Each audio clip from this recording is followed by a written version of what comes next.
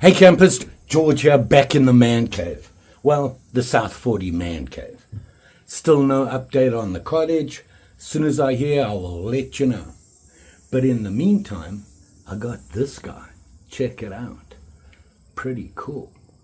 It's an old guy, needs some help. Let's check it out. So this is the guy I'm talking about. And I can't remember. I got this on a mail call, I believe from Texas. I'm not sure. And when I first saw it, if you look at the handle and the knife shape and everything, when I first saw it, I thought, wow, another electrician's knife. But it's not. Look at the blade. So when you open it up, you can see right away, it's a Hawkbill. Now, what would you use this for? I kind of think that this might be a series. One of the reasons is I'm starting to see things like this. See the one on there? So I'm wondering about that. But it is definitely a Hawkbill. What would you use this for, work-wise? Well, cutting carpet. Okay, be pretty good. Now, this guy's kind of old. Here's the info on him. And the info comes from this.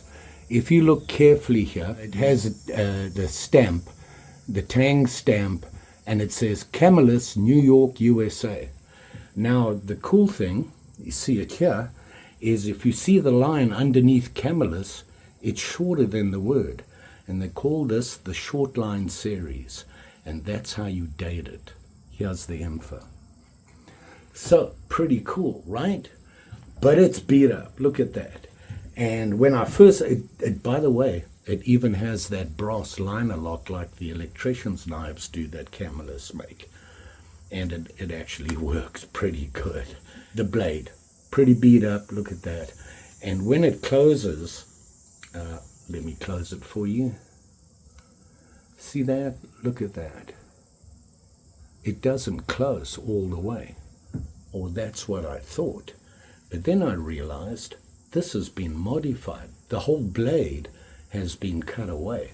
Well, not cut away, but it's shortened so much that when you close it now, it's actually in its right position. But they cut out all the blade. That's why it sticks out like that. So, looks like we've got some fixing to do. We're going to have to reshape the blade. And if you look carefully there, you can see I put a mark on there to how I want to get rid of that ding, which is pretty big, as you can see. And I want to get rid of that and just reshape it. I don't want to change the length. I really don't want to do that because it really affects the knife. You can see it's still fairly long. It probably went a little further into the handle about there. So I don't want to shorten it anymore. So we're going to have to bring it to a point right where it is, which means we're going to have to do some cutting and grinding and whatnot. Then, because it closes as far as it can, but the tip's going to stick out, we're going to have to just slightly touch up here, just slightly, to get it to drop below into the slot, right there. This handle, very cool, not sure what it's made of. I don't think it's wood, but it's that whatever it is, works for me, same as in everything else. Everything else is in good condition. The liners are fairly tight and everything. It just needs a good cleanup and the knife blade fixed. Let's do that now. So as you know, we are in the South 40 Man Cave. The lighting is so-so. So hopefully the lighting is going to be okay for you to be able to see what I'm going to do to this guy. First thing I want to do is put rust remover on. I'm still using that Rust-Oleum. I'm still not a big fan of it, but I bought it, I paid for it, got to use it. Rust-Oleum Rust Dissolver. It does a job. You got to be careful with it though. It is extremely strong.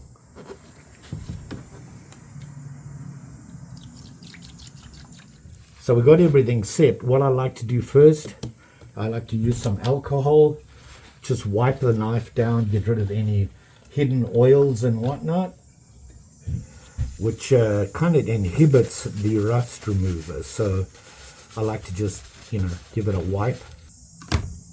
Now, the Rust-Oleum instructions tell you how tough this stuff is, and they say keep an eye on what you're doing for a couple of minutes and we'll check on it. I've decided from now on the video I'm going to do a voiceover. It just makes the video quicker, shorter, and I'm hoping more pleasant for you guys to watch.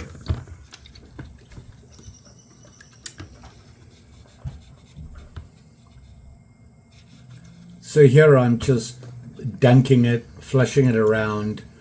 That stuff's pretty nasty. It makes me nervous using it. But this was pretty badly rusted. So I let it sit for about 30 minutes. Now I'm just wiping everything off, and now I'm gonna just use some water, clean all the residue off. You don't want that stuff sitting on there. I'm in the shed, so I don't have running water. I had to go and get bottles of water and do it that way. The joy. And then of course I've got to dry it off, get it all cleaned up.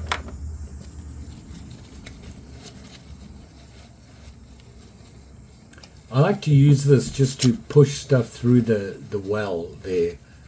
It picks up a lot of stuff. There was a lot of build-up in there.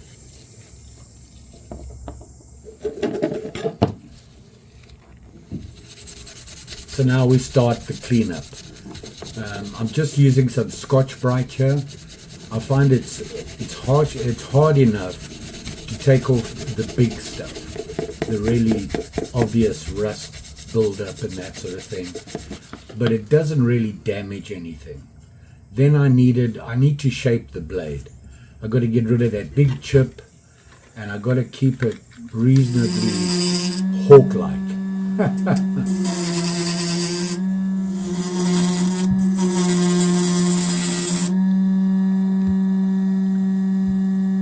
Got to keep dipping it in the water there because you don't want that chip to overheat, especially when you're getting down to the thin parts there.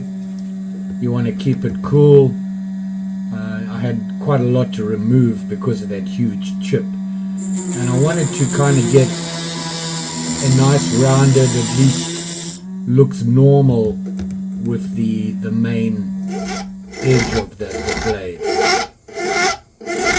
Now I'm just cleaning it up, getting rid of the rough stuff. And then I just got some, I think this is probably 120, and just cleaned up all those places just to make it look a little better.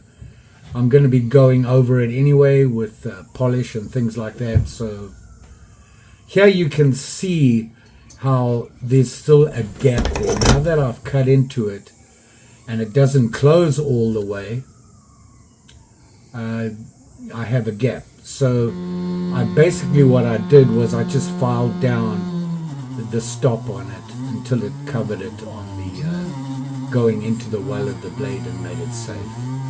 Now I'm going into the cleanup using the Dremel.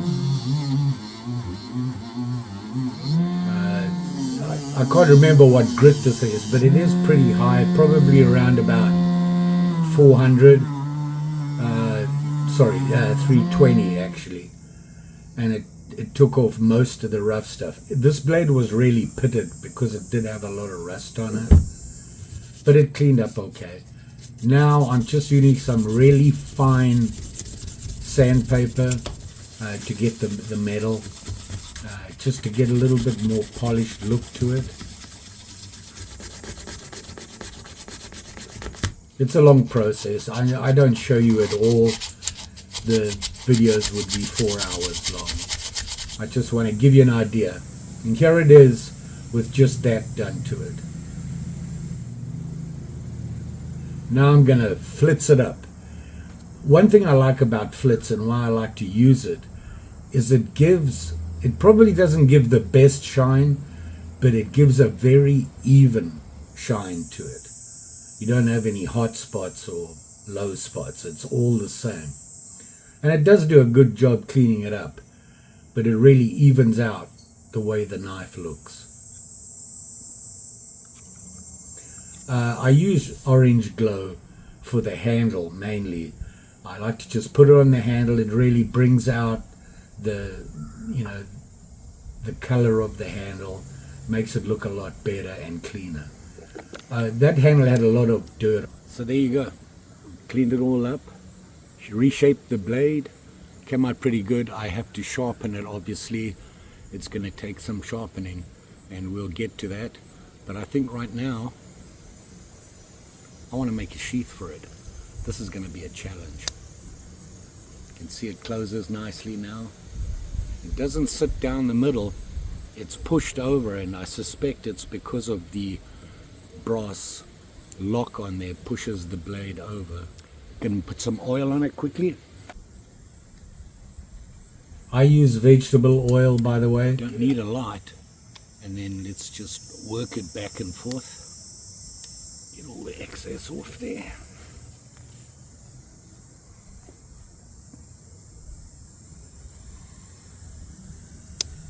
Ooh, ha!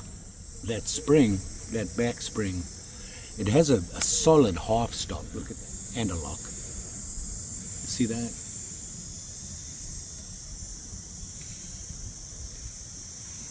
Very nice half stop. And now it's snapping in. I like this. Came out pretty cool. So now we're going to make a sheath for it. It's going to be a challenge with this.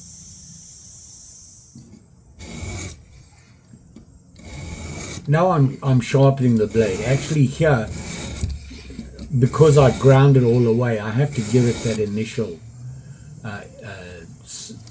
you know, get rid of all the rough stuff, get it down to the shape you want, and then I went to 800 grit here. This is really a working knife.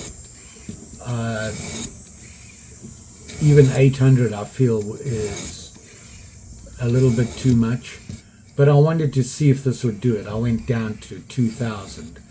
Now when you're doing this, you want to always feel, once you've done a couple of strokes on one side, you want to feel for the peel coming over.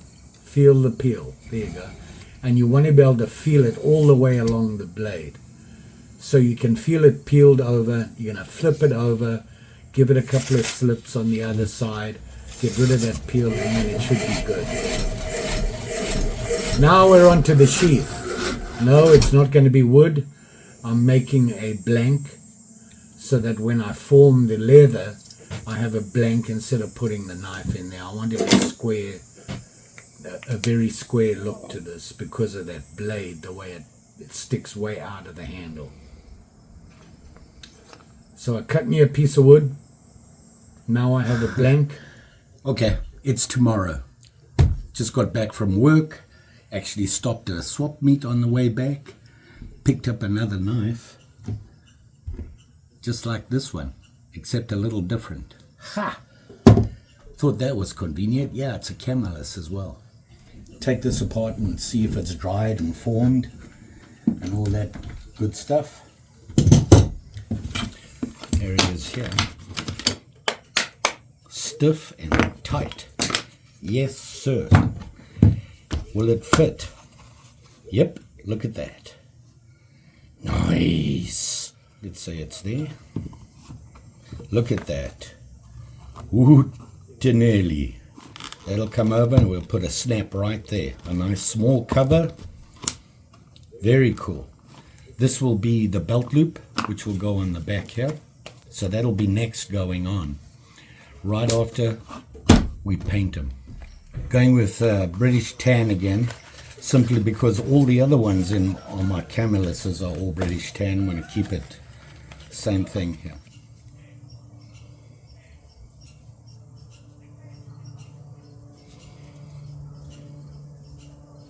So I like to put a light coat on and then darken. So it gives it a lot more character, and the more you put on, the darker it is where you put it. So I like to put it around the edges.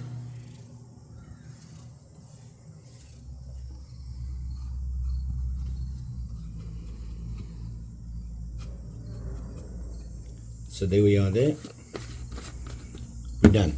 Here we are, back in the man cave. Finished work, you can see here. All the leather. We've got to mark it out, punch the holes, drill the holes, and put it together. And then we be done. Let's have at it. Here you got to find the center line so that everything lines up. I'm putting the belt loop on the back, and I had to trim off the edges. I don't like square edges. They tend to catch on everything and kind of peel, so I always trim them. And then of course you mark. I don't punch all the way through. Here I'm just giving me some marks so I can line everything up, and then I just push through.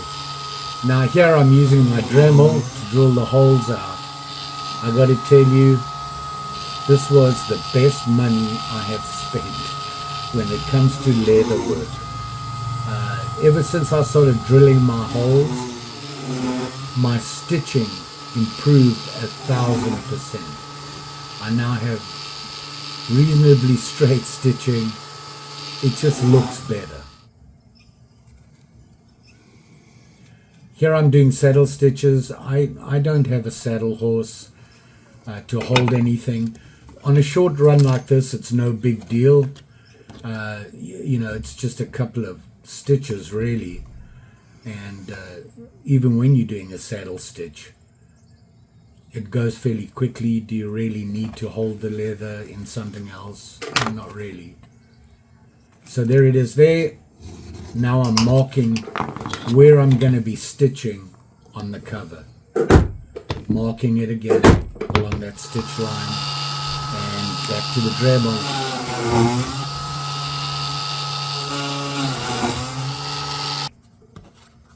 Now I glue it on. So this is where we are now. I've stitched it and I've run out of light. I got to clean it up, trim everything, pull the flap over, put a stud on it, and we should be good. Here I had a dilemma. I couldn't decide whether I wanted a stud or a snap. I couldn't find my dice, so I went to Hickhack Hawk.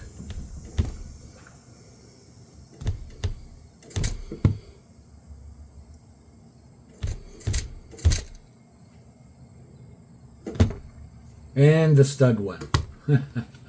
The snap, sorry.